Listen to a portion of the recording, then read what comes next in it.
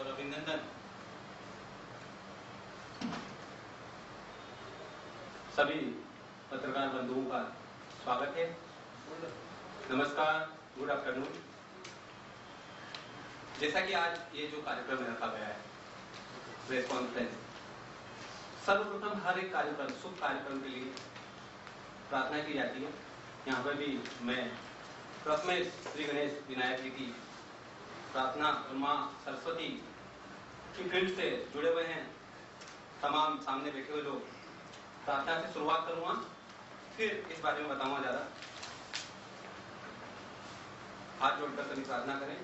वक्रतुंड महाकाय सूर्यकोटि समप्रभा निर्विघ्नं कुरु मे देव सर्वकार्येषु सर्वदा। जैसा कि श्री गणेश जी के बाद माँ सरस्वती पत्रकारों के लिए और जो स्पीकर बोलने वाले रहते वक्ता उनके लिए माँ सरस्वती विद्यादायिनी है, ऐसी माँ सरस्वती की आराधना करेंगे। शुक्लां ब्रह्म विचारि सारि परिमां आद्याम जगद व्यापिनीं वीणा पुस्तकधारिणीं अभयदां जाढ्यानधकारपहां हस्ते स्फटिकमालिकां विदधिं पद्मासने संस्थितां वन्दे तां परमेश्वरीं भगवतीं बुद्धिप्रदां शारदां।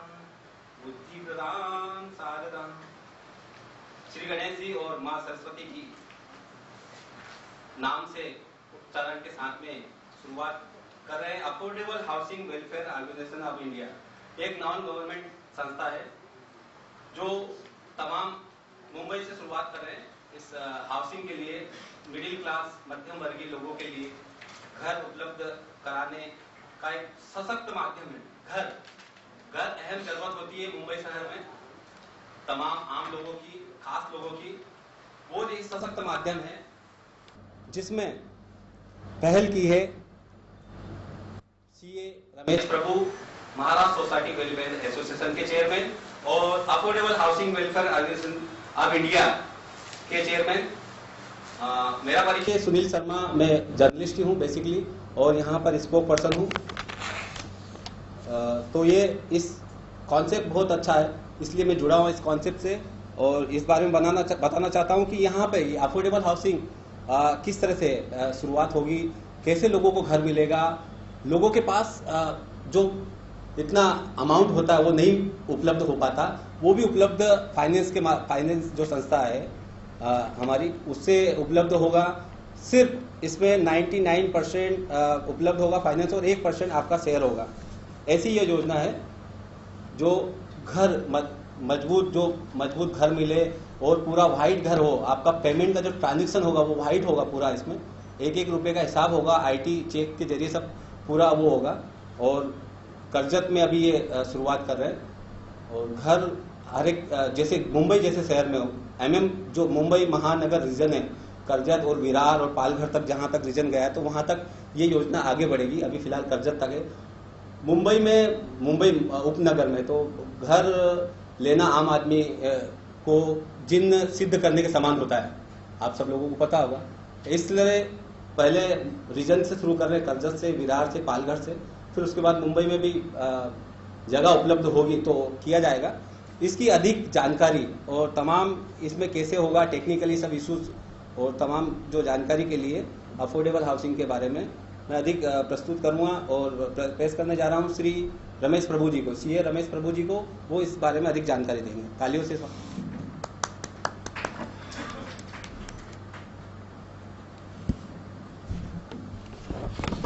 Good afternoon. आप सबका नमन करते हुए और आपको स्वागत करता हूं। Affordable housing welfare organisation of India एक एनजीओ अगस्त 2010 को स्थापित किया गया, जो जस्टिस कोचर इन्होंने 2006 में हमने अफोर्डेबल हाउसिंग के ऊपर कार्यक्रम किया था बांद्रा में। तो उन्होंने हमें प्रेरित किया कि आप जिस तरह से इस विषय को जानते हैं तो एखादा एनजीओ स्थापन करके यदि लोगों से कम फीस लेके यदि उनको आप अच्छे तरह से घर दिला सकते हैं, जिस तरह से बिल्डर का मनमानी इतना हो रहा है ताकि आम आदमी आज घर लेने का लायक नहीं रहा है, तो उन्हें पता नहीं चलता है कि किधर से घर लिया जाए, कैसा लिया जाए, पैसा किधर से लाया जाए। तो अस्त व्यस्त हुए के वो स्लम में परिवार के साथ रह रहा है। तो इसके लिए आप जैसे संस्था ने कुछ काम करना चाहिए। जब उन्होंने एक ऐसे आह्वान जस्टिस कोचर हाईकोर्ट का उन्होंने हमें आह्वान किया, तो उससे प्रेरित लेते हुए 4 साल के बाद 2010 में हमने उन्हें बुला के 15 अगस्त 2010 जो स्वातंत्र का दिन था, वो हमने फ्रीडम, घर का फ्रीडम देने के लिए 15 अगस्त 2010 को हमने वसई में एक कार्यालय स्थापित किया। उधर का जो आदिवासी का एक्टिविस्ट और आमदार श्री विवेक पंडित, उन्हें हमें आमंत्रित किया। उनके मौजूदगी में हमने कार्यालय का उद्घाटन किया। 2010 से लेकर 2014 तक हमने अलग अलग गवर्नमेंट का डिपार्टमेंट में पत्र व्यवहार किया और किस तरह से गवर्नमेंट का स्कीम से, गवर्नमेंट का एक सहारा लेके हम पब्लिक तक घर देने का प्रयास कर सकते हैं, वो सब किया। सेंट्रल गवर्नमेंट में गया, स्टेट गवर्नमेंट में गया, लोकल अथॉरिटी में गया, अक्का भारत में हमने फेरी लिया। लेकिन आखिर में यही पता चला कि गवर्नमेंट भी इसमें कोई काम नहीं कर पा रहा है। तो हमने ये निर्णय लिया कि अभी लोगों को जो हिस्ट्री गेट्स रिपीटेड, मतलब एक ग्रुप हाउसिंग, जिस तरह से मुंबई में 1915 में सारस्वत जो एनकेजीएस में नॉर्थ कैनरा सारस्वत लोग एक कम्युनिटी वाइज उन लोगों ने ये सोचा था 1912 को कि हम क्यों जॉइंट फैमिली में घर लेते हैं, क्यों कम्युनिटी वाइज घर नहीं बनाना चाहिए। तो उन्होंने संकल्पना को तो उन्होंने शुरुआत किया Saraswat cooperative housing society limited, वो 1915 में शुरुआत में हुआ।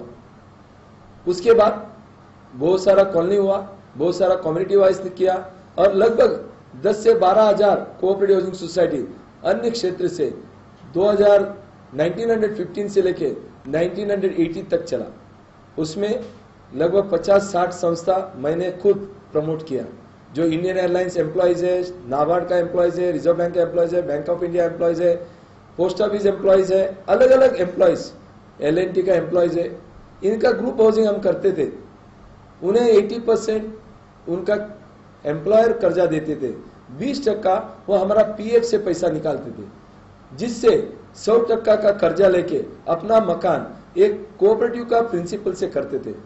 क्यों ना सेल्फ फाइनेंसिंग मॉडल में इस कॉन्सेप्ट को हमारा अफोर्डेबल हाउसिंग वेलफेयर ऑर्गेनाइजेशन के हिसाब से आगे बढ़ाया जाए। इसके लिए 28 जून 2014 को नेशनल हाउसिंग बैंक ने इसके ऊपर एक कार्यक्रम रखा था दिल्ली में, जहां 60 हाउसिंग फाइनेंस कंपनी का CMD आए थे, नेशनलाइज बैंक का सब CEO आए थे, रीजनल रूरल बैंक का जनरल मैनेजर आए थे और सेंट्रल गवर्नमेंट का जो Santosh Kumar IAS officer joint secretary housing का वो भी थे और नाबार्ड नेशनल हाउसिंग बैंक के CMD ED सब स्टाफ थे। तो उनके सामने मैंने एक प्रस्ताव रखा, सर हम लोग महाराष्ट्र से आए हैं और हम ये चाहते हैं कि महाराष्ट्र में कोऑपरेटिव सेक्टर बहुत तेजी से बढ़ रही है। आज 60% के ऊपर जो आमदनी है महाराष्ट्र में, जो इकोनॉमिक एक्टिविटी है वो कोऑपरेटिव सेक्टर में आ रहा है। इसके लिए हम कोऑपरेटिव सेक्टर को हाउसिंग सेक्टर में अच्छा तरह से लेके जाना चाहते हैं, तो आपको हमें कोऑपरेट करना है। उन्होंने बताया जिस तरह से आप बता रहे हो बहुत अच्छा है और इसको हम पूरा सपोर्ट करेंगे। इसी हिसाब से फिर जुलाई में लगभग 25 जुलाई में एक कार्यक्रम हुआ सेंट्रल गवर्नमेंट की तरफ से। तो उधर भी सेंट्रल गवर्नमेंट का जो फाइनेंस सेक्रेटरी है और उधर सब बिल्डर को बुलाया था, मुझे भी आमंत्रित किया था। उधर भी हमने इस कॉन्सेप्ट को रखा, उधर भी उसको स्वीकार किया गया।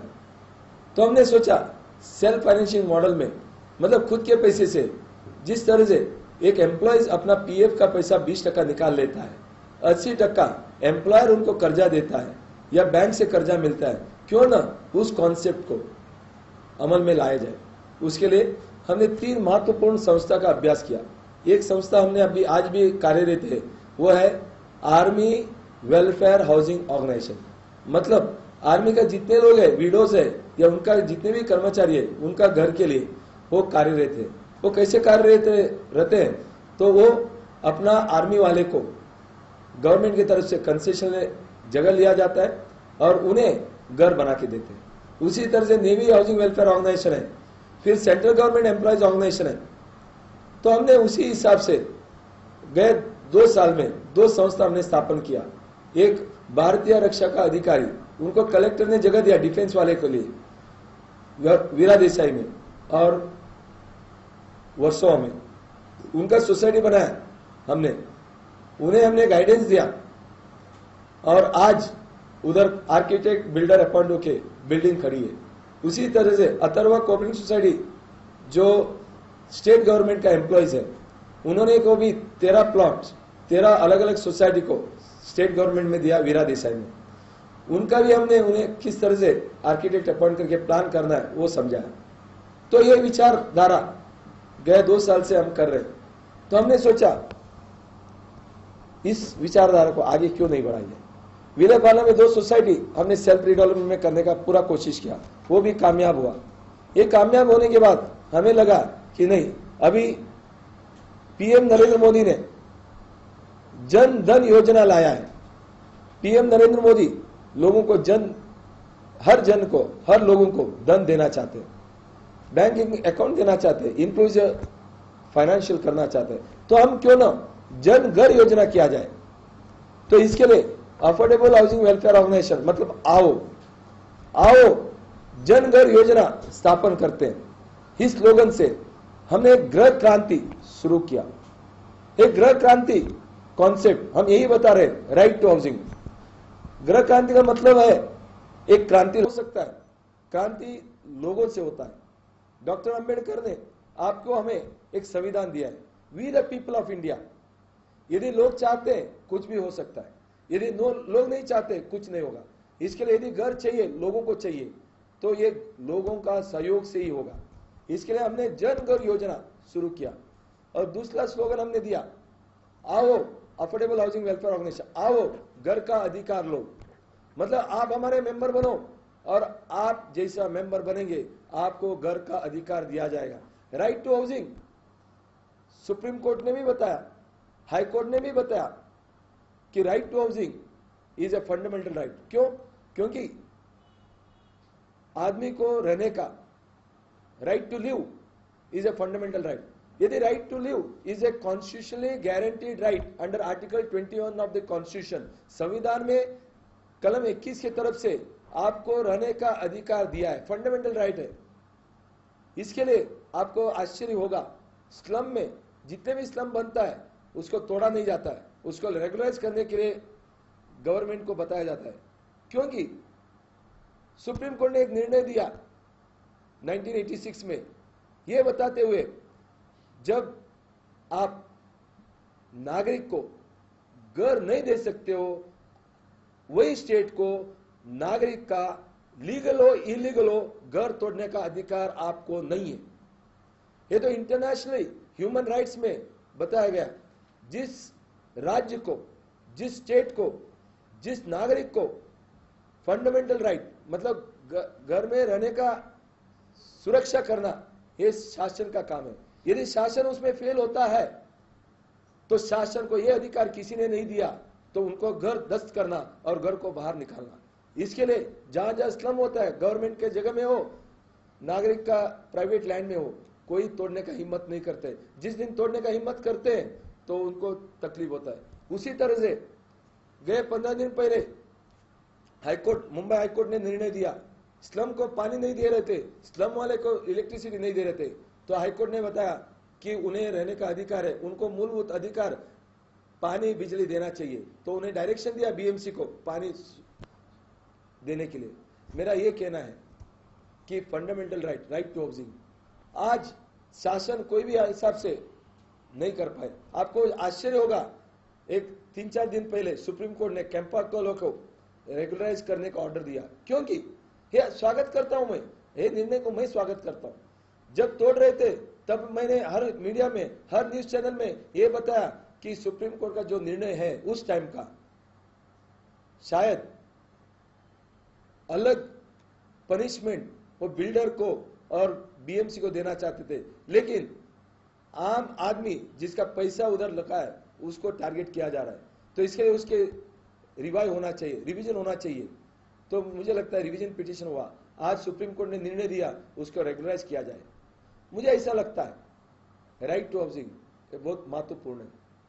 कोई भी आदमी संघर्ष के बिना जीता नहीं है, तो संघर्ष आपको और हमें करना है। आज हम जन्म लिया तो संघर्ष लेके जन्म लिया, मरते टाइम भी संघर्ष करना है, जिंदगी काटते हैं तो संघर्ष से। तो हम कैसे संघर्ष करना चाहते हैं, इसमें हम ये चाहते हैं जो आदमी हमारा मेंबर बनेंगे तो उनको मेंबरशिप फॉर्म दिया जाता है मुफ्त में, उसको मेंबरशिप कार्ड दिया जाता है मुफ्त में। उसके बाद मेंबरशिप कार्ड देने के बाद उन्हें जहां भी घर लेना है अक्का हिंदुस्तान में, कोई भी लीगल एडवाइस चाहिए, कोई भी जानकारी चाहिए, कोई भी बिल्डर किसी भी उसको फंसाता है तो हमारे पास मुफ्त सलाह ले सकते हैं, मुफ्त एडवाइस ले सकते हैं, और हम उनके साथ हैं। ये एक यूनियन के जैसे एक लोगों के साथ हम गवर्नमेंट के खिलाफ, वो बिल्डर के खिलाफ एक्शन लेंगे। जो मेंबर है उसके साथ हम हैं, इसके लिए कोई मेंबरशिप फीस नहीं है। उसके बाद ये होने के बाद हम ये देखेंगे हमारा मेंबर को आमदनी कितना है, इनकम कितना है। हम ये देखेंगे इनकम उनका 25,000 है, 25,000 में बचत कितना कर सकते हैं, 15,000। यदि वो 15,000 बचत कर सकता है, इसका मतलब 25,000 में 10,000 बचत कर सकता है, 15,000 खर्चा करता है, 10,000 बचत कर सकता है, इसका मतलब उसको 10 लाख का घर मिल सकता है, 10 लाख का कर्जा वो ले सकता है। ये हम समझ के जिस तरह से पीएफ का 20% कर्जा निकालते थे, अभी उनको 20% पैसा उनके पास नहीं है। क्यों नहीं है? क्योंकि 10 लाख का घर लेना है, उनको 20% रकम मतलब 2 लाख रुपया। यदि आदमी 10,000 रुपया बचाता है, एक साल में 1,20,000 बचाता है।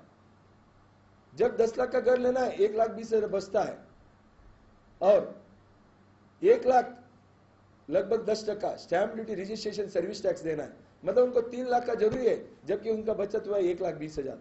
मान लीजिए अगला महीने में 10,000 और बचाता है तो वो हो जाता है 2,40,000। क्या घर का कीमत 2,40,000 मतलब 10 लाख रुकता है? नहीं रुकता है। 10 लाख का घर हो जाता है 12 लाख। हर एक साल में 20% बढ़ता है, मतलब 10 लाख का घर अगला साल में 2,40,000 होता है, उसका 20% उसको देना लगता है 2,40,000, और 1,20,000 उसे stamp duty, registration, VAT, service tax, मतलब 3,60,000। इनका बचत हुआ है 1,20,000 और 1,20,000 2,40,000, फिर भी 1,20,000 कम पड़ता है। और एक साल वो बचत करता है, वो घर का कीमत जो 12 लाख है वो 14 लाख हो जाता है। मतलब कभी भी वो घर नहीं ले पाता, वो अपना गरीबी बन जाता है, घर का कीमत बढ़ते जाता है, बचत नहीं कर सकता है, पीएफ से लोन नहीं मिलता है, एम्प्लॉयमेंट बराबर नहीं है, कोई मार्जिन मनी लोन नहीं देता है। हमने ऐसे एक प्रकल्प किया है, आप यदि घर लेने का संकल्प करते हो और आप 10,000 का बचत कर सकते हो, आपको 10 लाख का घर मिलेगा। उसके लिए आपको सिर्फ 10,000, 10 लाख के सामने 10,000 मतलब 1% आपके नाम से फिक्स डिपॉजिट, आपका नाम से आपका बैंक में करना है। जिस दिन आपने 1% फिक्स डिपॉजिट आपका बैंक में किया, हम 19% जो पीएफ से लोन मिलता था आपको, हम एक पद संस्था से, क्रेडिट सोसाइटी से आपको 19% लोन करके देंगे। ये 19% लोन जो है उसका इंस्टॉलमेंट रहेगा लगभग 9.6% इंटरेस्ट से। 19% जो मार्जिन मनी है उसका लोन रहेगा 2 साल के लिए, 2 साल के लिए 9.6% मतलब 19.2% ब्याज रहेगा, 0.25% लगभग 0.25% ब्याज रहेगा। और यदि बैंक में फिक्स डिपॉजिट रखते हो 10% मिलता है। इधर आपको 19% जो कर्जा है हमारा संस्था के हिसाब से आपको 9.6% में दिया जाएगा। ये 2 साल में आप जैसे ही लोन पास हो जाएगा, आपने घर तय किया, आपको 19% मतलब 1,90,000 हम देंगे, 10,000 आपका फिक्स डिपॉजिट है। ये 2 लाख लेके हम आपके नाम से जो भी अच्छा बिल्डर है उसका आपका नाम का फ्लैट बुक करेंगे। आपका नाम का एग्रीमेंट होगा, स्टैम्प ड्यूटी होगा, रजिस्ट्रेशन होगा। वो होने के बाद आपको क्या करना है? वो होने के बाद 80% जो लोन है, जो नॉर्मली HDFC, LIC हाउसिंग, अलग अलग हाउसिंग फाइनेंस करता है, उनसे हम आपको सैंक्शन करा के लेंगे। वो सैंक्शन होने के बाद उसका पेमेंट आपको कभी करना है? उसका पेमेंट जब ताबा मिलेगा, जब आपका नाम का घर होगा, तभी भरना है। मतलब पहला 2 साल आपको सिर्फ मार्जिन मनी लोन जो 20% है, उसमें से 1% आपने दिया है, 19% जो है उसके ऊपर 9.6% से आपको हफ्ता भरना है। और 2 साल के बाद घर का ताबा मिलेगा। जब तक घर का ताबा नहीं मिलता है, 80% लोन आपका नाम से सैंक्शन होगा, उसका EMI, इंटरेस्ट सब बिल्डर भरेगा। उस तरह का बिल्डर हम चुनेंगे जो 80% लोन का ब्याज, इंटरेस्ट, EMI 2 साल तक भरेगा। 2 साल के बाद जो 20 साल का लोन रहेगा, जब ताबा मिलेगा उस टाइम के बाद 20 साल का लोन रहेगा, उसमें भी आपको 10.15 सिर्फ 1.25% जो HDFC, LIC जो मंथली रिड्यूसिंग से आपको जो कर्जा मिलता है, वही रेट से आपको कर्जा मिलेगा। वो कर्जा भी जिसका EMI आपको ताबा मिलने के बाद भरना है। इसका मतलब 1% आपका, जिस तरह से दूध में आप थोड़ा सा दही मिला लेते हो तो वो अक्का दूध दही बन जाता है, लेकिन उसको टाइम लगता है 1 दिन। उसी तरह से आप 1% आपका नाम से आपका बैंक में फिक्स डिपॉजिट करिए और 19% आपके नाम से हम कर्जा करेंगे और 80% भी कर्जा करेंगे, जो जिसका हफ्ता आपको 2 साल के बाद ताबा मिलने के बाद भरना है। इसका मतलब आप 1 कदम चलिए, हम आपके साथ 99 कदम है। आपका हाथ पकड़ेंगे और हाथ पकड़ के आपको घर दिलाएंगे। मेरे साथ बहुत सवाल किया गया, प्रभु साहब इसका मतलब आप बिल्डर का व्यवसाय कर रहे हो। बिल्कुल गलत। हम कोई बिल्डर का व्यवहार नहीं करते। मैं बिल्डर नहीं हूं और ना मैं बिल्डर बनना चाहता हूं, लेकिन जो बिल्डर गलत व्यवहार करता है उसको रोकने का पूरा कोशिश करूंगा। तो हम ऐसा कैसा कर सकते हैं? देखिए, यदि मुझे कंप्यूटर चाहिए 200, क्या मैं कंप्यूटर का फैक्ट्री लगाऊंगा? क्या मैं इंजीनियर को लाऊंगा? नहीं, मैं ये देखूंगा मुझे 200 कंप्यूटर चाहिए, मेरा ऑफिस के लिए चाहिए। मैं कितना कंप्यूटर मैन्युफैक्चरर है उनका कोटेशन लूंगा, उनसे पता करूंगा कि क्या रेट से वो देते हैं।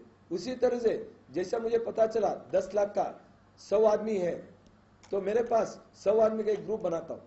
उसके बाद उनका मीटिंग लूंगा। मीटिंग लेने के बाद मैं उनको बताऊंगा हमारा एक प्रोजेक्ट इंप्लीमेंटिंग एजेंसी है। प्रोजेक्ट इंप्लीमेंटिंग एजेंसी उनका मीटिंग लेगा। लेने के बाद उनको बताएगा आपका 10 लाख का घर चाहिए, आपका पालघर में हो सकता है, बोईसर में हो सकता है, वसई में हो सकता है, या एक आधा स्लम है मुंबई में, वो स्लम रीडेवलपमेंट में आपका हो सकता है। टेनेंटेड बिल्डिंग है उधर हो सकता है, आपका सेस बिल्डिंग में हो सकता है। इस तरह से आपको एक प्रस्तावना देंगे। प्रस्तावना देने के बाद आपको यदि इंटरेस्ट है, आपको उसमें डिमांड देना है, यस मुझे स्लम घाटकोपर में का जो स्लम है उधर निकाल के आप घर नष्ट करना चाहते हो, मेरा इंटरेस्ट है। यदि आप वसई में करते हो, मेरा इंटरेस्ट है। आप अपना इंटरेस्ट देना है। जैसे एक जगह के लिए मेरा 50 लोगों का इंटरेस्ट मिलता है, तो हम क्या करेंगे? टेंडर बनाएंगे। हमारा प्रोजेक्ट इंप्लीमेंटिंग एजेंसी टेंडर बनाएगा। उस आजू बाजू का बिल्डर को आह्वान करेंगे। हम बोलेंगे सर हमें 50 फ्लैट चाहिए, 10 लाख के अंदर चाहिए, 300 फुट का चाहिए या 250 फुट का चाहिए, हमें आप करके दीजिए। हमारे पास 1% तैयार है, 19% कर्जा है, 80% कर्जा भी पास है। सब पासिंग सर्टिफिकेट देंगे, जिससे बिल्डर को भी एक आश्वासन होगा कि 50 का 50 फ्लैट मेरा बिक रहा है। उससे बिल्डिंग बनेगा। अभी सवाल किया जाता है क्या बिल्डर के ऊपर भरोसा कर सकता है? बिल्कुल नहीं। तो फिर आपका प्रोटेक्शन क्या है? हमने SR लीगल एसोसिएट्स ये लीगल फर्म को हायर किया है, जिसमें अच्छा सॉलिसिटर एडवोकेट्स सर्च करेंगे, टाइटल वेरीफाई करेंगे और वो सर्टिफिकेट देंगे। उसके बाद HDFC जैसे बैंक्स जो 80% लोन देने वाले हैं, उन्होंने भी टाइटल वेरीफाई करना चाहिए, उन्होंने भी मंजूरी करना चाहिए। 19% जो लोन देने वाला है अनगा स्वागत फाइनेंस कंपनी, उन्होंने भी अप्रूव करना चाहिए। मतलब टाइटल 3 आदमी अप्रूव करेगा। आवो करेगा, आवो मतलब affordable housing welfare organisation, HDFC, LIC housing, GIC housing वो करेगा, और 19% जो कर्जा देने वाले 9.6% में वो भी करेगा। उसके बाद ये बताया जाता है टाइटल क्या प्लान पास है, यस। जब तक प्लान पास नहीं होगा उस बिल्डर का प्रपोजल प्लान हम हमारा मेंबर को नहीं देंगे। प्लान पास होने के बाद उसी बिल्डर को प्लिंथ तक काम करना है। प्लिंथ तक काम चालू हो गया, कमेंसमेंट हो गया, उसके बाद हम उस प्रोजेक्ट को मेंबर को ओपन करते हैं। उसके बाद ये बताया जाता है सर टाइटल भी क्लियर है, बिल्डर भी अच्छा है, बिल्डिंग कमेंसमेंट भी हो गया, उसके बाद बिल्डर ने काम नहीं किया तो इसके लिए प्रोजेक्ट मैनेजमेंट कंसल्टेंसी हमारे ऑफिस से एक रेसिडेंट इंजीनियर उधर स्थानित होगा और वो अक्का 2 साल जब तक कंस्ट्रक्शन नहीं होता है तब तक उधर रेसिडेंट इंजीनियर होके काम करेगा, जिससे उसका क्वालिटी देखेगा, चेक करेगा। यदि कोई बिल्डर गलत काम करता है वो हमें बताएगा। सवाल आता है अफोर्डेबल हाउसिंग वेलफेयर ऑर्गेनाइजेशन ये सब काम क्यों करता है, इसका क्या फायदा है? Sir affordable housing welfare organisation एक ऐसा संस्था है जिनमें आपको आश्चर्य होगा, रमेश प्रभु तो ऐसे प्रेसिडेंट है मगर हमारे साथ जुड़े हैं जस्टिस कोचर जैसे, हमारा इंस्पिरेशन एडवाइजर जस्टिस कोचर है।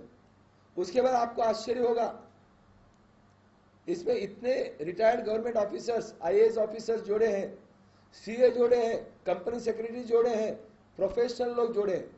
इनका यही एक ही मकसद है, यदि हमारा अनुभव यदि आम आदमी के लिए फायदा होता है वो फायदा होना चाहिए। ये सब रिटायर्ड लोग हैं, ये चाहते हैं हमारा जिंदगी का कुछ हिस्सा भी, हमारा अनुभव पब्लिक के लिए काम किया जाए। इसके लिए मेरा भी यही मानना है। आज मैं 50वां साल में हूँ, आज मैं मुंबई में आया हूँ बिना कोई घर, बैचलर करके रहते रहते 10वीं सर्टिफिकेट लेके आज नाइट कॉलेज करते हुए आज मैं एक अस्तित्व पाया हूँ। ये अस्तित्व महाराष्ट्र में महाराष्ट्र का लोगों ने दिया है। तो इसके लिए यदि अभी रिटर्न करने की काम है 50 साल होने के बाद, अभी किधर ना किधर हमें हमारा अनुभव, हमारे चीज यदि मैं इसको डिस्ट्रीब्यूट नहीं करता हूं तो मुझे लगता है तो किधर ना किधर अन्याय होता है। भगवत गीता में यह बताया गया, कृष्ण जो अर्जुन को बताता है, ये अर्जुन को नहीं बताया उसने, ये भगवत गीता अर्जुन को नहीं बताया। अर्जुन को बताने के बाद वो भगवत गीता बन के लोगों को प्रोत्साहन करने के लिए। उसी तरह से मुझे लगता है कि यदि मुझे कोई अनुभव मिला है, यदि मैं लोगों तक पहुंचा नहीं सकता हूं तो मेरे जितना मतलब गलत आदमी कोई नहीं होगा।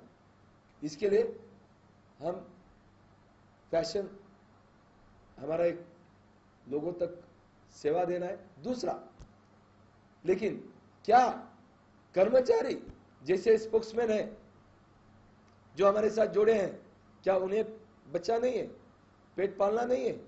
क्या गायत्री राणे जो ग्रुप ऑर्गेनाइजर है, ऐसे हमारे पास 50 कर्मचारी हैं। ये कर्मचारी को किधर से पैसा आएगा? क्या आप बिल्डर से पैसा लोगे? बिल्कुल नहीं। यदि बिल्डर से मैं पैसा लूंगा तो उस बिल्डर से काम कैसा करके लेंगे? कैसा होगा? नहीं होगा। हम जिसके लिए काम करने वाले उनसे पैसा लेंगे। हम किसको काम करके देने वाले? हम काम करके देने वाले हमारा मेंबर को। जब मेंबर का घर होगा, जब उनका एग्रीमेंट होगा, उनको 19% कर्जा मिलेगा, 80% कर्जा मिलेगा, जिनके नाम से एग्रीमेंट होगा, उस दिन हम उनसे 2% सर्विस चार्ज लेंगे। तब तक कोई सर्विस चार्ज नहीं लेंगे। वो सर्विस चार्ज हम हमारा कर्मचारी संस्था चलाने को काम करेगा। दूसरा, जब जब वो फ्लैट बेचेंगे, क्योंकि आपको ये घर उपलब्ध किसने करके दिया? आओ ने करके दिया। तो आओ का भी फर्ज बनता है, जब आप बेचोगे आओ का मेंबर को आप बेचो। यदि आओ का मेंबर कोई लेना नहीं चाहता है तो आप दूसरे को बेचो, नो प्रॉब्लम। लेकिन आप जिसको भी बेचो, जितना में भी बेचो, कोई दिक्कत नहीं। जिस दिन ताबा मिला उसके बाद आप बेचो। जब तक ताबा नहीं मिलता है आप बेच नहीं सकते हो। आप सरेंडर कर सकते हो। सरेंडर का मतलब ये 2 साल का ईएमआई है, मार्जिन मनी का लोन है, लेकिन आप मार्जिन मनी लोन नहीं भरते हो, 3 महीने से नहीं भरते हो, इसका मतलब आपका एग्रीमेंट हमें कैंसिल करना होगा। आपने जितना पैसा भरा है वो सब आपको रिफंड होगा। लेकिन यदि आपने इंस्टॉलमेंट बराबर भरा, 2 साल में आपका घर ताबा में मिला, उसके बाद आप बेचना चाहते हो, बेशक आप बेच सकते हो। लेकिन जब जब बेचोगे तब आपको 2% अफोर्डेबल हाउसिंग वेलफेयर ऑर्गेनाइजेशन देना है, क्योंकि ये संस्था जिसने आप एक घर उपलब्ध करके दिया और उनका कर्मचारी उनको आगे बढ़ाने के लिए इस तरह से एक काम होगा और आपको आश्चर्य होगा, एक भी रकम कैश में लिया नहीं जाएगा। फॉर्म भी मुफ्त है, बुकलेट भी मुफ्त है, सब कुछ मुफ्त है और ज्यादा से ज्यादा आपको डाउनलोड होगा। आप वेबसाइट जाइए और जितने भी हमारा प्रॉपर्टी एक्सचेंज होगा वो वेबसाइट से होगा। हमने आओ प्रॉपर्टी एक्सचेंज पोर्टल करेंगे, उस पोर्टल से लेना देना होगा, मतलब ट्रांसपेरेंट व्यवहार होगा। तो इसके लिए इस तरह का स्कीम है। इसमें मैं आपको यही बताऊंगा, 19% कर्जा लेके 9.6% आप देते हो, आपको 80% जो लोन है उसका ब्याज, उसका सब्सिडी, उसका जो अनुदान वो कौन देगा? बिल्डर देगा 2 साल। मतलब 20% के अमाउंट देने से 80% का जब तक कंस्ट्रक्शन नहीं होता है उसका सब्सिडी लगभग 4 गुना। आप 20% मान लीजिए उसके ऊपर ब्याज भरते हो, 80% का ऊपर ब्याज 4 गुना ब्याज बिल्डर भरेगा, क्योंकि उसका कंस्ट्रक्शन होना है। वो कंस्ट्रक्शन फाइनेंस माना जाएगा। जब कंस्ट्रक्शन होगा उस टाइम के बाद 2 साल के बाद आपको ईएमआई भरने पाएगा। ये अलग संकल्पना है।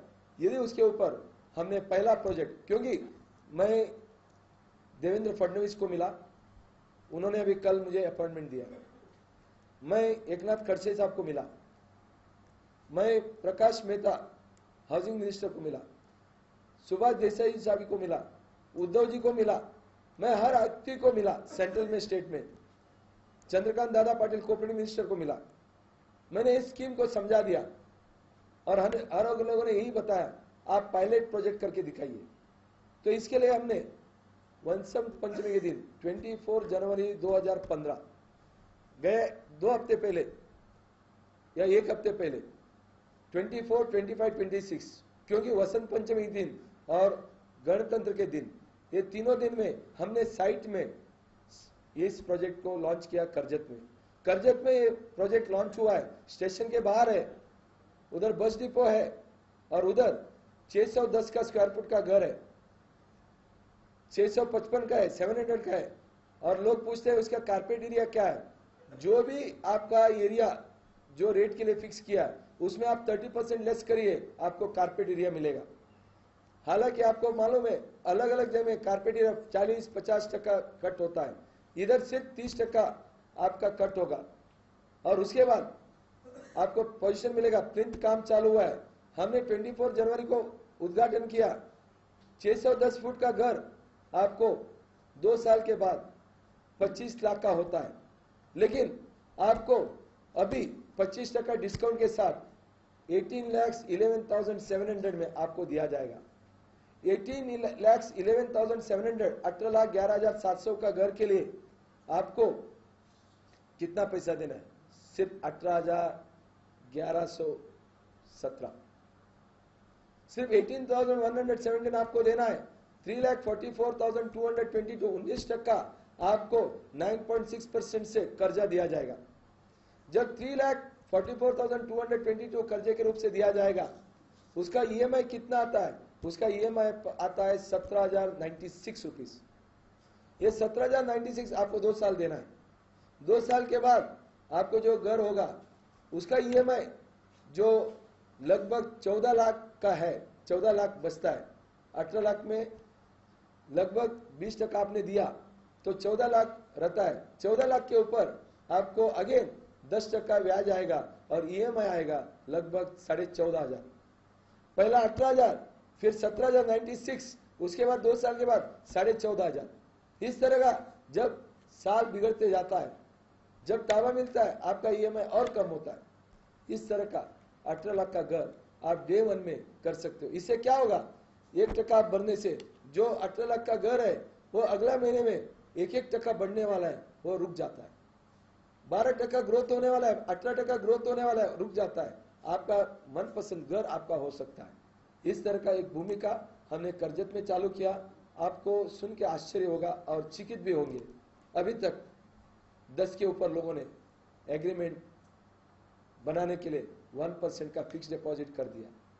दूसरा, इसको लॉन्चिंग करने के लिए हमने 14 फरवरी 2015 को housing minister Prakash Mehta, industry minister Subhash Desai और एमएलए आशीष शेलार, एमएलए पराग आलावनी और बहुत सारा आईएएस ऑफिसर उनको बुलाया बांद्रा हिंदू एसोसिएशन में। 14 और 15 फरवरी, 14 तारीख वैलेंटाइन डे है, 15 फरवरी हिंदुस्तान और पाकिस्तान का वर्ल्ड कप है। फिर भी हमने उसी दिन को रखा है ताकि प्यार मोहब्बत का वैलेंटाइन दिन जो प्रेमिका मिलते हैं, दो प्रेमिका, हम आप सब प्रेमिका बन सकते हैं, एक प्यार मोहब्बत का जिंदगी बिता सकते हैं। और उसको संकल्पना करते हुए 14 फरवरी को हमने रखा है।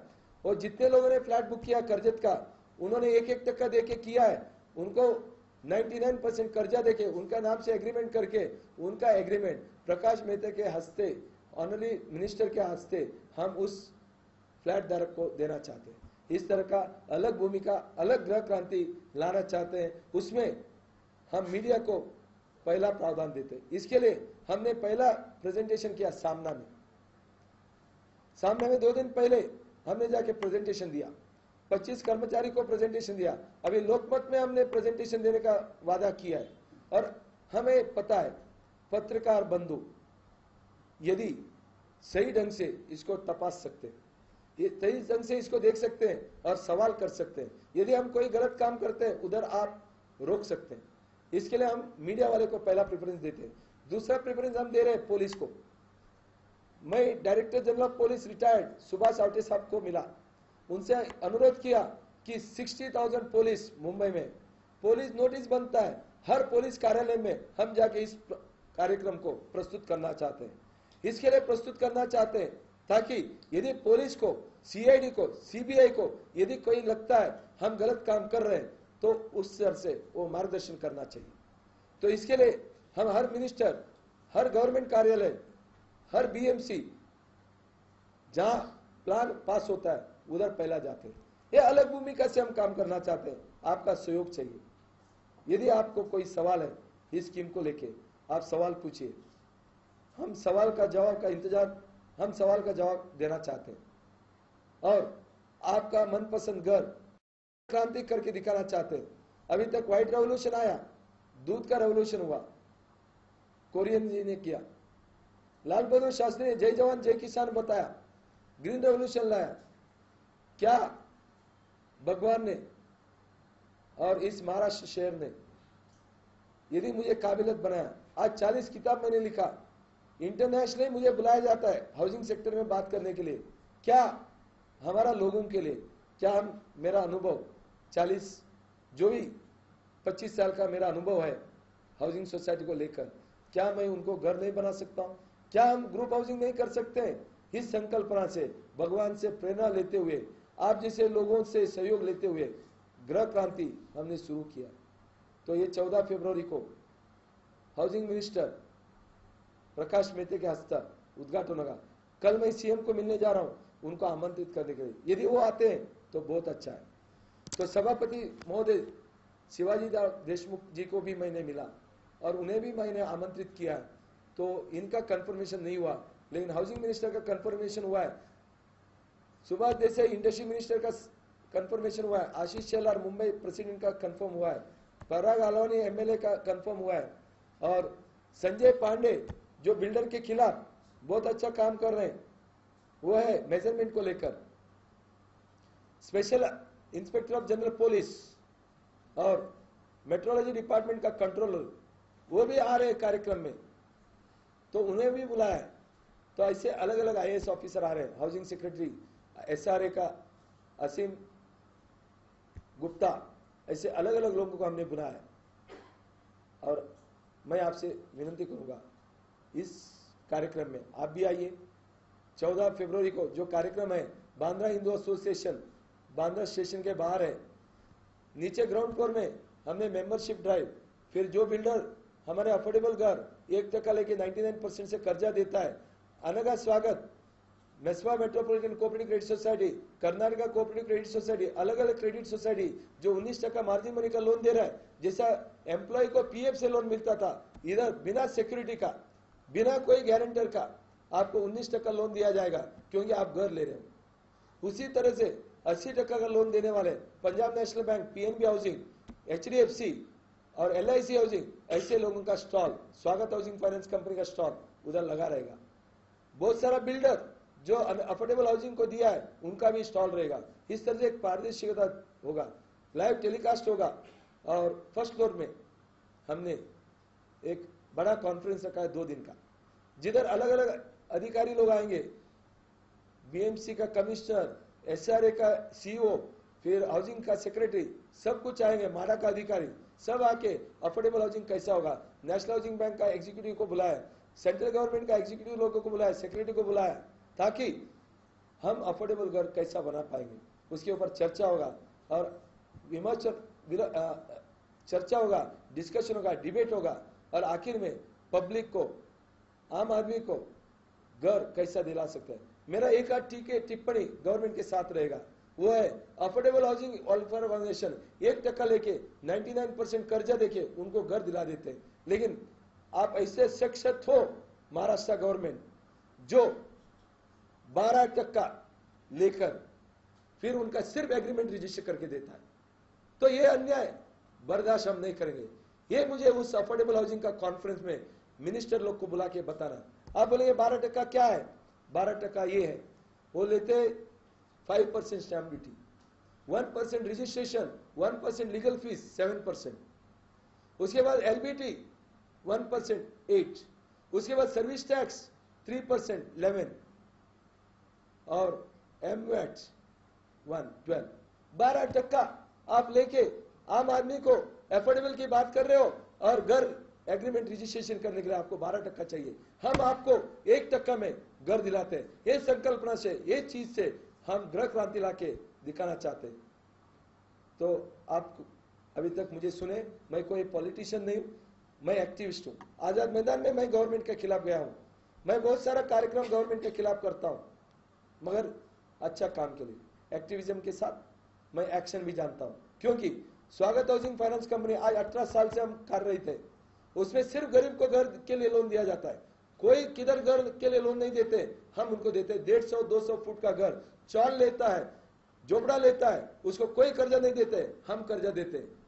और ऐसे अभी तक हजारों लोगों को गए 18 साल में हमने कर्जा दिया है। आज भी national Housing bank reserve bank के अंतर्गत registered regulated housing finance company है।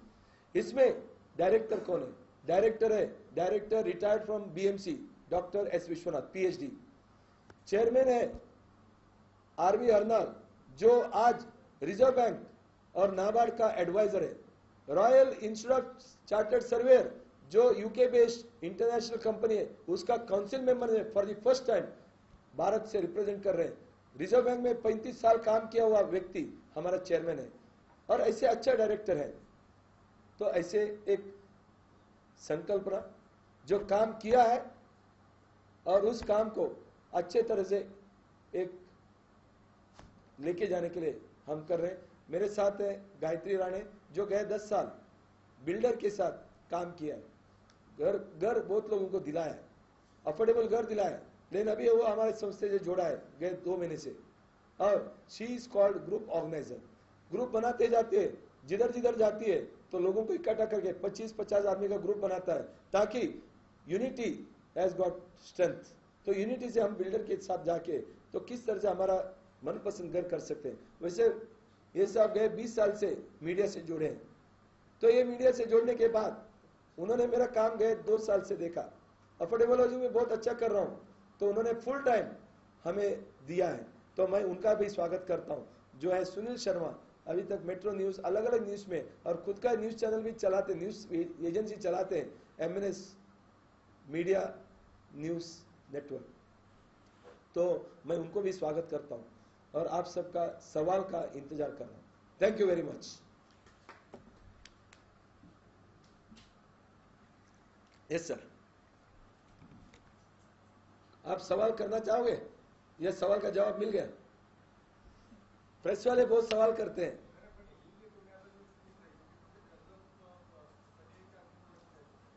आता कर्जत मध्ये आमचा प्लान पास आहे, प्लिंथ पर्यंत काम सुरू आहे आणि 32 फ्लॅटचा प्रकल्पाचा प्लिंथ पण लावलेला आहे आणि कमेन्समेंट झालेले फेज 1.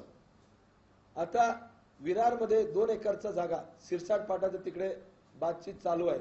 बघा, मी बिल्डर नाहीये, तर जो बिल्डर आहे 2 एकर जागा आहे त्यांनी आम्हाला प्रस्ताव दिलेला आहे. गेल्या आठवड्यामध्ये तुम्हाला आश्चर्य वाटेल 95 फ्लॅट्स मलाडमध्ये एक मंथन डेव्हलपर्स म्हणून आहे, त्यांनी प्रस्ताव माझ्याकडे दिलेला आहे. ते 90 ते 95 लाखाचं घर आहे. आता ते अफोर्डेबल आहे का? अफोर्डेबल आहे. कोणाला अफोर्डेबल आहे? ज्यांचे इन्कम 20 लाख पर्यंत आहे त्यांना अफोर्डेबल आहे. आम्ही अफोर्डेबलचं डेफिनेशन जेवढं तुमचं वर्षाचं इन्कम आहे त्याच्या 5 पट असं समजलेलं आहे. दीपक पारेखनी एक टास्क फोर्स बनवला होता दीपक पारेखच्या चेअरमॅनशिप अंतर्गत सेंट्रल गव्हर्नमेंटनी. तर त्यांच्या रिपोर्टमध्ये असं म्हटलेलं आहे, एखाद्या माणसाचा वर्षाचा आपत काय म्हणते त्याला इन्कम, वर्षाचं उत्पन्न समजा 1 लाख असेल तो 5 लाखाचं घर घेऊ शकतो. वर्षाचं उत्पन्न 2 लाख असेल तो 10 लाखाचं घर घेऊ शकतो. ह्याच दृष्टी धरून आपल्याला माहिती आहे मुंबईत सुद्धा घर लोकांना पाहिजे, म्हणून 95 लाखाचं घर 1 बेडरूम मलाडमध्ये मंथन डेव्हलपर्स कडून आलेला आहे. ते प्रस्ताव आम्ही आता तपासतो. जोपर्यंत तपासत नाही, जोपर्यंत त्यांचे कामकाज चालू नाही होत, तोपर्यंत आम्ही ते मार्केटमध्ये टाकत नाही. आमच्या सभासदावर कुठल्याही अन्यायाला आम्ही देणार नाही. आता बघा, तुम्हाला 20 लाखामध्ये मुंबईत पाहिजे असेल ते आम्ही करून आणून देऊ. आता तुम्ही म्हणणार 20 लाखामध्ये कसं होईल? 20 लाखामध्ये आमचं जे संकल्पना आहे ते आहे, पूर्वी चॉल्ट सिस्टम होता, आजही आहे काही ठिकाणी जिथे कॉमन गॅलरी आहे. आम्ही काय करणार आहे, 160 फुटाचा 1 बेडरूम मास्टर बेडरूम आणि हॉल असणार आहे. त्या हॉलमध्ये थोडंसं पेंट्री असणार आहे 160 फुटाचा, आणि किचन कॉमन असणार आहे, डायनिंग हॉल कॉमन असणार आहे. म्हणजे 100 फ्लॅट असतील, 100 फ्लॅटमध्ये कॉमन गॅलरी ठेवणार, common gallery common dining hall ठेवणार, कॉमन किचन ठेवणार, कॉमन जनरल स्टोअर ठेवणार, तिथे व्हेज रेस्टॉरंट असणार. जेणेकरून संध्याकाळी 6 ते रात्री 11 पर्यंत, सकाळी 5 ते येऊन दुपारी 11 पर्यंत नाश्ता, नंतर जेवण, असं व्यवस्था करून कॉमन किचन, ज्याला आपण USA मध्ये को हाऊसिंग म्हणतो, अशा पद्धतीने करायचा संकल्पना आहे. ज्यांना पाहिजे ते घेतील, ज्यांना नको ते घेणार नाही. 20 लाखामध्ये आपल्याला करायचं असेल अशा प्रकारचा मुंबईमध्ये को हाऊसिंगच करावं लागेल, ज्याला आपण सर्व्हिस अपार्टमेंट म्हणतो, ज्याला आपण एक वेगळ्या पद्धतीने त्याला को हाऊसिंग म्हणतो, कम्युनिटी लिव्हिंग म्हणतो. असं पण आम्ही करायचा विचार केलेला आहे. या काय बोलायचं साहेब? अजून केलेला नाही, अजून विचार केलेला नाहीये. आमचं फक्त डोक्यामध्ये आहे, कागदावर आहे. आता कुठलाही माझा आलेला नाहीये. आता आम्ही एवढंच म्हणतो, तुम्हाला 20 लाखामध्ये घर पाहिजे असेल, 20,000चा फिक्स डिपॉझिट तुमच्या नावाने तुमच्या बँकेत उघडा आणि त्याचा एक अर्ज मला द्या आणि सांगा मला मुंबई दादरमध्ये 20 लाखामध्ये घर पाहिजे. एवढं तुम्ही अर्ज द्या. माझ्याकडे 50 अर्ज आला, 20 लाखामध्ये मी घर करून देणार. पण तुम्ही अर्ज तर द्या, 20,000 तुमच्या बँकेत जमा तर करा. जोपर्यंत माझ्याकडे डिमांड येत नाही तोपर्यंत आम्ही ग्रुप हाऊसिंगचा वर काम करणार नाही. तुम्हाला घर पाहिजे 20 लाखामध्ये, दादरमध्ये पाहिजे, मला अर्ज द्या. 20,000चा एफडी करा, एफडीचा झेरॉक्स द्या. ज्या दिवस तुम्हाला वाटलं की तुमचं जे संकल्पना आम्ही करू शकत नाही, तुम्ही एफडी तोडा आणि तुमच्या व्याज तुम्ही घ्या. मला एकही पैसे नको. जेव्हा मी तुम्हाला घर करून दिलं 20 लाखामध्ये दादरमध्ये, तुमच्या नावाने एग्रीमेंट झाला, तेव्हा आम्हाला 20 लाखावर 2% म्हणजे 40,000 रुपये आम्हाला आमचं सेवा शुल्क द्या. आता 18 लाखामध्ये कर्जतमध्ये अवेलेबल आहे. 18,11,700 मध्ये 610 स्क्वेअर फूटचं कर्जतमध्ये आहे. ज्यांना पाहिजे ते घेऊ शकतात. आतापर्यंत जवळपास 10 लोकांनी घर बुक केलेलं आहे. तिथे 26 फ्लॅट्स आहेत 2 विंग मध्ये. त्याच्यामध्ये 10 फ्लॅट गेलेला आहे, अजून 16 फ्लॅट आहे. स्टेशनचा जवळ आहे कर्जतला. स्टिल्ट एरिया आहे, फर्स्ट फ्लोर ते 4 फ्लोर पर्यंत बिल्डिंग आहे, तिथे लिफ्ट दिलेला आहे. आतापर्यंत कर्जतमध्ये 4 मजल्याचा लिफ्ट नाहीये, स्टिल्ट एरिया नाहीये. आम्ही पहिला प्रकल्प असा आहे आणि त्याच्या उद्घाटन कोणी राजेश लाड साहेब स्वतः आलेत, तिकडचे काही नगरसेवक आलेत, त्यांच्या हस्ते 24 जानेवारी 2015 आम्ही प्री लॉन्चिंग केलेलं आहे. आम्ही कोणालाही काही कन्सेशन देणार नाही. तुम्ही घेऊ नका ना घर. 25% डिस्काउंट देतोय आम्ही. 25% पेक्षा मी इथे गोरगरीबाला पण सेम, अमीरला पण सेम. इथे आम्ही म्हणतोय इक्विटी, कोऑपरेटिव्ह प्रिन्सिपल मध्ये इक्विटी असतो. इक्विटी म्हणजे सर्व समान आणि चेकचा व्यवहार होतोय. तुम्ही आज घेतलं 25% डिस्काउंट आहे, पुढच्या महिन्यात घेतलं तुम्हाला 24% डिस्काउंट आहे. अजून तुम्ही 1 महिना उशीर केला 23% डिस्काउंट आहे. जसं जसं 1 महिना तुम्ही उशीर करत जाणार तसं तसं डिस्काउंट 1-1% कमी होत जाणार. जेणेकरून ज्या फ्लॅटची किंमत आज 18 लाख आहे, 18,11,700 आहे, पुढच्या महिन्यात ते 18,50,000 होणार आहे. 24,000 वाढणार आहे. परत 1 महिन्याने अजून 24,000 वाढणार आहे. असं करत करत 1 महिना तुम्ही उशीर केला तर तुम्हाला 24,000 रुपयाचं वाढत जाणार आहे. तुम्ही तुमचा निर्णय घ्या, विचार तुम्ही करा. आम्ही कोणालाही सांगणार नाही की मीडियावाले अगोदर या तुम्ही घ्या, पोलीस अगोदर या घ्या, सिनियर सिटीला कन्सेशन द्या, SC ST ला कन्सेशन द्या, कुठलंही नाही. आम्ही वर्किंग करतो सर्व समान. कर्जत हो, तुम्हाला अगोदर आमचा मेंबर व्हायचं आहे. सर्वांना मेंबरशिप फॉर्म द्या. फ्री मेंबरशिप झाला त्याच्यानंतर आमचा माणूस तुमच्या घरी येणार, तुमचं इन्कम वगैरे तपासणार. तुम्ही 18,000 हप्ता देऊ शकतात की नाही देऊ शकत ते बघणार. एखादा तुम्ही 18,000 हप्ता देऊ शकत असतील, 18 लाखाचं घर तुम्ही घेऊ शकतात आम्ही सांगणार. त्याच्यानंतर तुम्हाला तिसरा स्टेप म्हणून तुमच्या बँकेत 18,000चं एक फिक्स डिपॉझिट करावं लागेल. त्या फिक्स डिपॉझिट करून तुम्हाला अर्ज द्यावा लागेल. बघा मला 18 लाखाचं घर घेण्यासाठी तुमचं कन्सल्टंटनी सांगितलंय म्हणून 18,000चं फिक्स डिपॉझिट केलंय आणि मला आता घर पाहिजे, तर तुम्ही आमचं कार्यालयात यायचं, कुठलं घर पाहिजे सिलेक्ट करायचं, किंवा तुम्ही कर्जतमध्ये जागामध्ये जायचं, तिथे आमचं कन्सल्टंट बसलेत, आमच्या आहोचा एक्झिक्युटिव्ह बसलेत, तिथे तुम्ही फ्लॅट टिक मारायचं आणि 18,000चं जे फिक्स डिपॉझिट आहे ते सरेंडर करायचं. बरोबर आहे. सरेंडर केल्यावर तुमच्या नावाने 19% म्हणजे 3,44,222चं कर्ज 9.6% कर्ज पास होणार. त्याच्या डीडी घेतलं जाणार. हे दोन्ही डीडी बिल्डरला आम्ही देणार आमच्या कव्हरिंग लेटरनी. तेव्हा बिल्डर तुम्हाला अलॉटमेंट लेटर देईल, तुमच्या नावाने एग्रीमेंट करेल. तुम्हाला एग्रीमेंट करायचं नसेल MOU करता येईल. MOU करून जे 19% कर्ज घेतलेलं आहे त्यांच्याबरोबर रजिस्टर्ड मॉर्गेज होईल. फक्त 19% वरच 0.5% स्टॅम्प ड्युटी, 1% रजिस्ट्रेशन आणि 0.5% लिगल फीस 2% भरून तुमचं रजिस्ट्रेशन होऊन जाईल. त्याच्यानंतर तुम्ही 2% आहोला द्यायचं. असं करून तुमच्या नावाने एग्रीमेंट रजिस्टर होतं. असं आता तुम्ही कर्जतमध्ये जाऊन फ्लॅट बघू शकतात, बिल्डिंग बघू शकतात आणि समजून घेऊ शकतात. आतापर्यंत 10 लोकांचा असं आम्ही ऑलरेडी प्रक्रिया केलेला आहे. 2 वर्षांनी ताबा मिळेल. कन्स्ट्रक्शन अंडर कन्स्ट्रक्शन आहे म्हणून 2 वर्षापर्यंत तुम्हाला 17,096 हप्ता भरावा लागेल. तयार म्हणजे काम चालू आहे. फर्स्ट फेजचं काम चालू आहे. 2 वर्षांनी कंप्लीट होणार, पण त्याचं कामकाज चालू आहे. तुम्ही पुढच्या महिन्यात घेतलं तर 24,000 वाढणार रक्कम. Yes madam.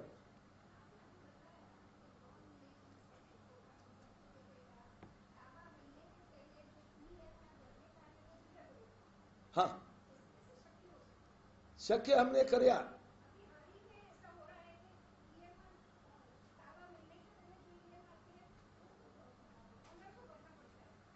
आप बराबर बोल रहे हैं, लेकिन आप समझ लीजिए इसको. आपका 19% जो मार्जिन मनी है 20% का, उसका EMI आपको कंस्ट्रक्शन पीरियड में आपको भरना है, और 80% का जो कर्जा है उसका EMI बिल्डर भरेगा. ऐसे ही एग्रीमेंट होगा. और कैसे शक्य मतलब एग्रीमेंट है. हम राइटिंग में दे रहे हैं आपको, आप समझ लो, उसके बाद आप तपास लो, आपको ठीक लगता है तो आप आगे बढ़ो। उसके बाद जब 80% लोन घर आपका नाम से होगा, ताबा देगा, उसके बाद आपको ईएमआई भरना है। तब तक 80% लोन का कोई ईएमआई आपको नहीं भरना है। यह अलग क्रांति हमने लाया है, क्योंकि किसी को ये दूसरा 19% आप लोन लेते हो, कोई भी लोन आप रिपेमेंट करते हो, आपको प्रीपेमेंट चार्ज है। इधर आप प्रीपेमेंट करते हो, आपको 1% रिबेट है।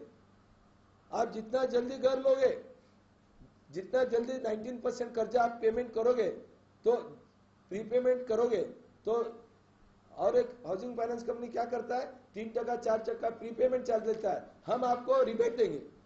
80% जो लोन है वो भी आप दूसरा जगह में बैलेंस ट्रांसफर करके ले लो, तो उधर भी आपको ½ % रिबेट मिलेगा। तो हम अलग उल्टा दुनिया चला रहे। कोई बिना मार्जिन मनी का घर आपके नाम से नहीं करता है। 1% लेके 19% मार्जिन मनी देके आपके नाम से हम घर कर रहे हैं। हम उल्टा गाड़ी चला रहे। ये इसके लिए हम क्रांति बता रहे।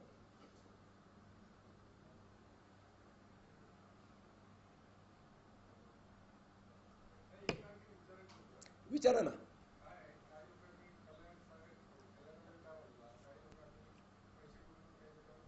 त्यांना माईक देता येईल का साहेब? माईक आहे तिकडे? हा, बरोबर आहे, बरोबर आहे, करेक्ट.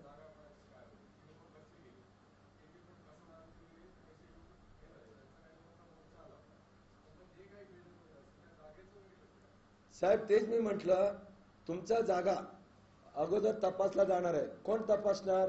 अफोर्डेबल हाऊसिंग वेलफेअर ऑर्गनायझेशनचा लीगल ॲडवायझर पहिला. दुसरा एक जागा तपासणार 19% जे कर्ज देणार आहेत, 19% मार्जिन मनी लोन, ते तपासतील.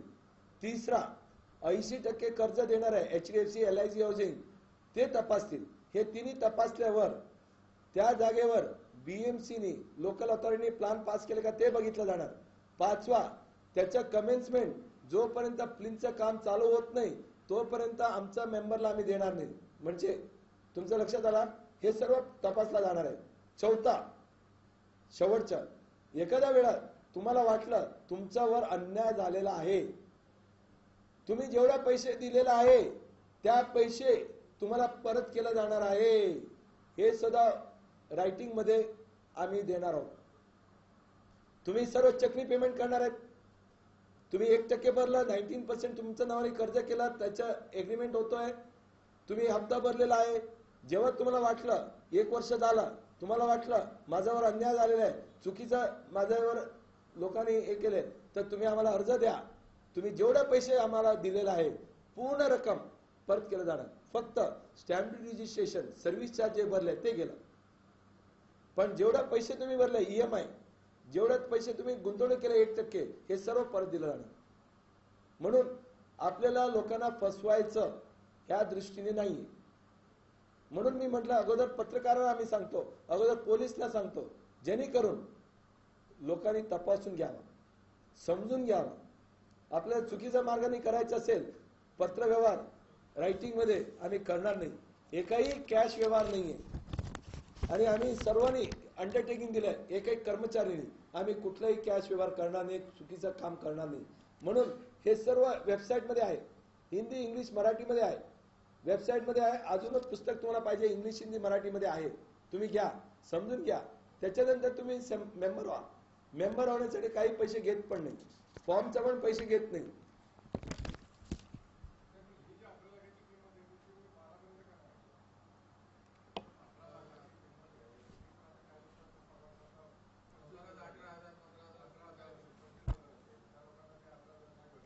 सर आजच्या तारखेला जे कर्जतमध्ये प्रोजेक्ट आहे ते आम्हाला जरा चांगला करायचा होता, म्हणून 610 स्क्वेअर फूटचं केलंय. समजा ते 400 फूटचं केलं असतं 10-12 लाखामध्ये झालं असतं. मला मान्य आहे, मी बिल्डरची चर्चा पण केलं, पण तो बिल्डर असा मोठा बिल्डर आहे, त्यांनी ताजमहाल बांधलेला आहे, त्यांनी लीलावती हॉस्पिटल बांधलेलं आहे, त्यांनी एशियन आर्ट्स बिल्डिंग बांधलेलं आहे. तो बिल्डर म्हणतोय, प्रभू साहेब आम्ही असं लहान काम थूक लगाने का काम हम नहीं करते, तो हम 610, 655, 700 ऐसे ही करते हैं। यदि आपको और कम का चाहिए आप दूसरा बिल्डर के पास जाओ, हम वो ढूंढ रहे। आज मेरे पास नहीं है। विरार में 2 एकड़ का है, वो 300 फुट का होगा जो 8 लाख के अंदर होगा, क्योंकि 5000 इंडस्ट्रियल एस्टेट वसई में है। उसका इंडस्ट्रियल एस्टेट का प्रेसिडेंट है मिस्टर शेट्टी, उनको हम मिले और उधर हमने बात किया। तो इंडस्ट्रियल वर्कर को विरार में करने के लिए हमने काम किया है। 7 से 8 लाख होगा, 200 फुट का होगा, 225 फुट का होगा, और उधर कर रहे। लेकिन ये बिल्डर इतना बड़ा बिल्डर है, क्योंकि पहला काम मुझे गलत नहीं करना है, पहला काम के लिए अच्छा बिल्डर चुनना था, इसलिए हमने अच्छे का अच्छा बिल्डर चुना है।